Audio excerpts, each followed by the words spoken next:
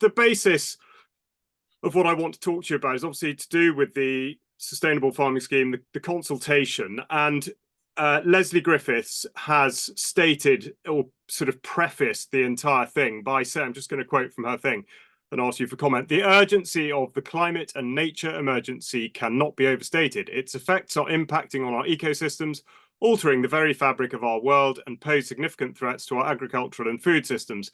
Recognizing this, our focus on sustainable policies, innovative strategies, and collaborative efforts is paramount in mitigating the adverse effects of climate change while ensuring a resilient future for all. So that's what she says. And the inference there is that farming is playing some part, a detrimental part, in what she's called the climate emergency. So first of all, can I have your view, or sort of the wider campaign view of the evidence that's underpinning her prefacing her statement like that? So for many years, since the 1980s, we've been in environmental type schemes. So all this has been government driven from the beginning. I look at what we do up here on this farm for 375 years is sustainable. You know, I see the first swallows coming in. I hear the first cuckoo. I don't see the nature depleted whales that I hear about. You know, the frog spawns on the mountain, the birds are singing, and you know, we can produce food in an environmentally friendly way. Yeah, there's problems, don't get me wrong, but we need to address them problems. But cheap food comes at a cost. And I think it's an easy way out to blame the farmers. And it has been for many mainstream media outlets and for governments as well. And we've got the supermarkets price pushing on every Tom, Dick and Harry that's producing anything in the UK. So enough is enough. And we start, fighting back against this draconian measures and making sure we can produce food affordably, sustainably, seasonally, and in an environmentally friendly way for the consumer and the customer. Perfect. So to sort of shrink it down to the bare minimum, how would you articulate the strategic campaign and the background to it and its end state? Well, so the campaign started with a little WhatsApp letter that was given to me just over a month ago. I read it, thought it was very powerful. Then there was a meeting in Welshpool where 1,100 farmers turned up. And then exactly a week later, there was 3,300 in Carmarthen that turned up. And all 3 points were taken. The SFS, Sustainable Farming Scheme, TB, which is absolutely killing us, and NVZ. So they're the 3 points we want to address with our Welsh Government, with our environmental minister. And we feel very strongly that we've been hard done by, especially by TB. And I think a lot of the measures within the SFS needs to be looked at and readdressed. And the MVZ's going to put so many small farms out of business that keep a few cattle, which is, it's wrong. You know, cattle are part of the whole ecosystems we've got. We need them for the manure to keep onto these uplands, to keep the soil fertility flying. Okay, and there was a gathering in Cardiff last Wednesday, 28th, but from what I understand, nobody came out of the Senate to actually deal with anybody there. With that in mind, they did come out. They did. Oh, right, okay. So we had 4 AMs speaking, and quite a few AMs came out. We had 2, I think, Labour AMs standing in the wings. They didn't come out to talk to, the group that were the speakers. They just kept in the wings for some reason. Okay, and so on that, do you feel that you have the liaison that you need, or indeed the sort of levers of power with which to manipulate the situation in your favour? At this moment in time, we feel frustrated. There's a few people had the opportunity to speak with them. The unions, both sides, FUWN and FU, are pushing our voices. We're still in consultation, don't forget. But when you have a First Minister that says, farmers aren't telling me where to spend this money, things like that don't help the situation. And I believe, 3 things that he said. The second thing that he said was, well, farmers voted for Brexit. So, he's blaming us for Brexit plus the situation we're in. Well, I was a Remainer. I never did vote for Brexit, and many other farmers, and across the board, the average would be quite similar, I should think. And we have to take the majority role. And another one he said when he came into the school in North Wales that a certain person asked him, "Oh, so you were held up by the tractors?" And he said, "Yeah, the farmers have got nothing better to do." So there are 3 points that have really, not helped the cause. As somebody in his position, he shouldn't use that language. He's pouring petrol on the fire, and he should know better. And do you envisage at all a situation in which farming could be conducted without subsidy? Yeah, there is opportunities, but we have to have a fair price for what we're producing, and that's going to cost you, the consumer and the customer, a lot more. So the food that we produce would have to at least double and maybe triple in some places. So, that's the thing. And who will suffer? The poorer. The poorer people within our communities will be the people that suffer. And this is where I think we have to get the message out there that, the CAP, the Common Agricultural Policy, was designed because people were going hungry in the UK, in Europe after the war. So they designed that then for us to produce affordable food. So them subsidies that came to farmers were then subsidised to you as the general public because we were getting paid to produce food at affordable rates.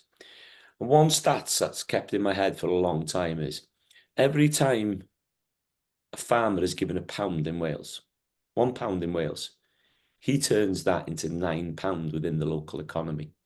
So he goes down to his local warehouse to buy, a couple of gates, where them gates will be fabricated by local welding firms, galvanizers, all these businesses, from the feed to the fertilizer to the vets, to medicines, to all the people that rely on the farmer. Every single one of them are going to take a hit. So that £1 given to the farmer to produce 9, I think is one of the best investments any government could ever do. Fair enough. And just to take that a little bit further, the relationship with the supermarkets, the groceries code adjudicator seems powerless and inactive. How are you able to affect change in the relationship with the supermarkets or distributors, or essentially anyone further up the food chain, as it were? I think we have to look at policies that are set up in government as well. If we could have a policy within the government that, whatever something costs price production, that the farmer gets maybe 5 or 10 or 15% on top of that. Because when you've got farmers that are milking cows, and that price of production of milk per litre coming through the thing is costing them 35 pence, and they're only getting 30 pence for the milk. Well, you don't have to be clever to understand that's not sustainable. And these are the things that government and supermarkets and the consumer have to understand, because we are sleepwalking into food shortages. No doubt, no doubt. I've been saying it for a long time. We can see what's happening in Europe, the Netherlands, Germany, France, Spain, Poland now. The farmer is the last person on God's earth to go out to protest. I can tell you that now, because they've got animals to feed, they've got crops to sow, and they've got things to do. They don't want to be out protesting. But when you're fighting for your livelihood and for your children's future, you'll do anything.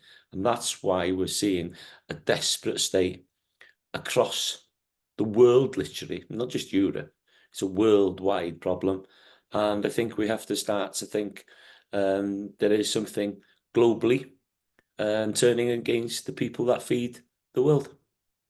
And given that, specifically that pressure, and the consultation makes quite a lot of, or draws quite a lot of attention to soil health and that sort of thing, in particular, sort of reduction of chemical inputs into farming. Is there a sort of campaign view on that side of it? Well, I don't disagree with some realms of that. I think soil health is the most important thing. If we can use more regenerative ways, but we have to have a fair price for what we're producing. So, if they've opened the floodgates like Westminster have to the Australian trade deals, and then we're struggling and scraping, to produce different products without what they've got. And if you look, into the Ukraine and Poland, they don't have the legislations for some of the sprays out there. So they can still spray with stuff that we haven't been allowed to use in this country for 20 or 30 years.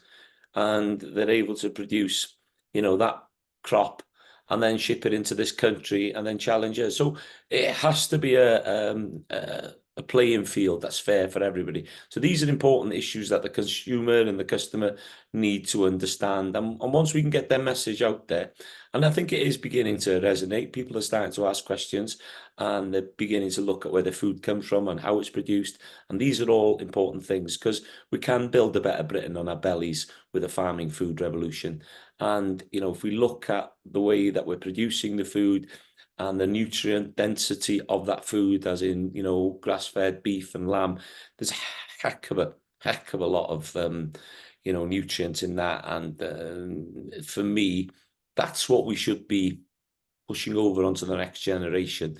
And if we can get them to change the way they eat, move them away from fast foods and processed foods, that is going to save the NHS in the long run billions, because we've got an obesity problem, we've got a diabetes problem in this country. And I do think a lot of this is down to dietary problems within the youngsters of today.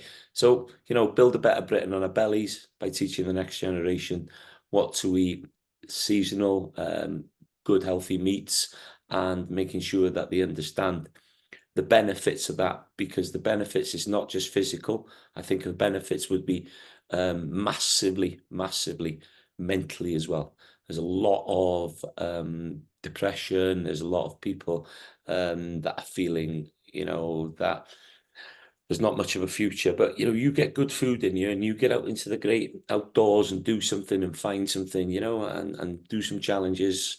Wow, yeah, you feel like you've done something. So it's getting that balance, I think, out there. I think that's a very strong message. And what I would say, I hope you won't receive this as a criticism, but at the moment, I think I'm right in saying that a lot of stuff's being done under the No Farmers, No Food banner, which obviously has actually from without, having been set up by James Melville, I think, a non-farming Scot. Is that going to be the sort of the banner under which you continue to coalesce, or is there going to be a different framework? I work with everybody and anybody. Okay. Okay. And I can speak with anybody and everybody. I think this is really important. So everything that was done on the Welsh protest had nothing to do with No Farmers, No Food. Okay. Because the banners are there. If you go back onto my web page from 8 years ago, there's no farmers, no food, no future. Because Mr. Melville, and I've been speaking to him quite a lot. He is a farmer's son from Scotland, so he does have a farming background and a farming connection. And all I can tell you is I speak as I find. He's been a gentleman with me, hasn't pushed anything. He has always just put the points over for the farming community. Look, any moment in time that I feel that's not serving me, I walk away from it, and he understands that. But I can't fault the man and the people around him. I think he's been very, very unlucky that he's sort of the figurehead there, and people have been pointing at him. I'm trying to discredit him because it's like somebody's that's an alcoholic, and he's come clean, and everybody just go, well, he's just a bloody alcoholic. He's just an alcoholic. Give the man a chance. Give the man a chance. Give the devil his due. And I think going forward, we'll have to work with a lot of people to find solutions. And there might not be people that'll be of the same political belief, or, they'll have maybe a different mindset. But if we can't work collectively and we're looking for faults in every Tom, Dick and Harry, well, I think we might as well just go back to bed and forget it and just let government rule us in the way that they want. So for me, coming together, working with people, and listen, I'm going to disagree with a lot of them because I speak my mind. But if the aim and the main goal is to future-proof food production, the environment, and farming in the UK, yeah, I'll work with anybody. even if Donald Trump gets on the phone and asks me to, have a chat with him. What I want to be able to do is direct the public, direct the viewing audience to somewhere that they can follow what you're doing, support what you're doing, understand what you're doing, and if they are able to pitch in and offer trading relationships with farmers or who knows what. Yeah. Where do people go to do that? Yeah, well, look, I have the biggest following in the world as a farmer on YouTube, with 2,100,000 and rising every week. 300,000 followers on Facebook. So everything, TikTok as well, Instagram, and I have a X account. So everything will be shared across these platforms. And, I'm more than open for discussion. I've been using a lot of other people's videos, people sending me videos about their thoughts, their frustrations, their children's frustrations. A lot of kids have been asking, will there be a future for us in Welsh agriculture and Welsh farming? And these are quite poignant videos when you watch them. They're very powerful because you can see these kids out there pulling calves, out there milking, helping their mothers and fathers. That was the way I was brought up. I wasn't university educated. I just went to school. I didn't go that very often, to be honest with you. I'd much rather be home with my father. And, my father's 87. He still works 7 days a week. He's still on the farm, loves it. He's never had a passport, never had a holiday. The only time he ever went away was with my mother for a honeymoon to the Isle of Man. That's the only holiday my father's ever had in his life. He has worked his whole life to produce food affordably, seasonally, and sustainably for the general public. And he doesn't moan.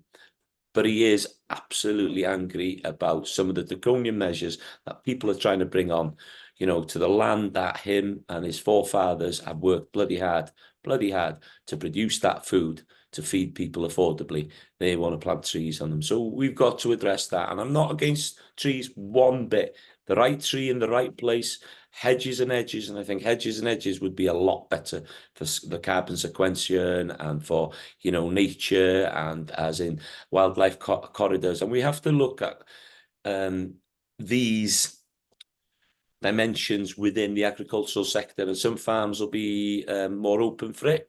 Some farms will be more open to plant the odd tree here and there.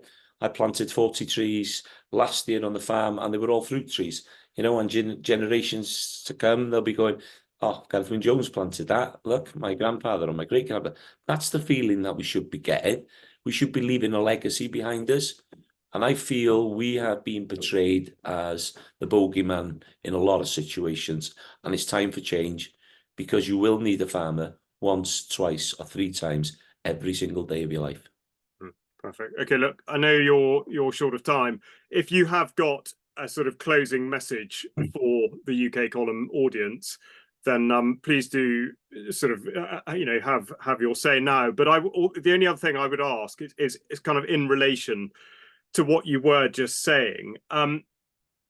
In your dealings with the government and with industry, do I assume that within the sort of the SFS consultation, rather than just rejecting it wholesale, you want to negotiate into a position that suits all parties?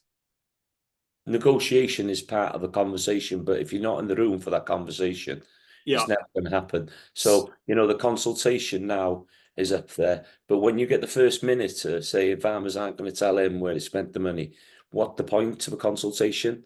These are the things that are aggravating and frustrating people. There's a few good things in it, don't get me wrong, but we have to look at every single farm individually. And to be blanketing a country with one scheme fits all, I don't think it's right. I really don't think it's right. And what, meats for my neighbour next door will not be for me. And we farm very, very similar. But he could fit into quite a few brackets that I wouldn't. So all these things are important. And more than happy to talk with anybody. That's my whole ethos. And people are making it political. People are trying to throw, curveballs as he's a right-wing extremist. He's a zero bloody denier and all these things. Look, I'm a farmer, foremost. I'm a father of 3. I'm a husband to 1. I love my life. I'm very fortunate. I could walk away from this tomorrow and never have to work again. But that's not the point. You know, it's never about the money. It's never about the fame. It's about the future. And if people can understand that we are here as farmers for you, you know, because without you, we wouldn't have work. Without you buying our products, there wouldn't be no point. But we have to make sure that you understand that we need you to support us. So come together, make sure that we can find these solutions going forward to build a better Britain on our bellies. And I think we do need a farming food revolution. And that's not just in this country, but worldwide. People start to really understand wasting less food, you know, understanding that we use every single bit of the animal, you know, and whatever your dietary requirements are, or your dietary beliefs are, there will be a farmer behind that somewhere.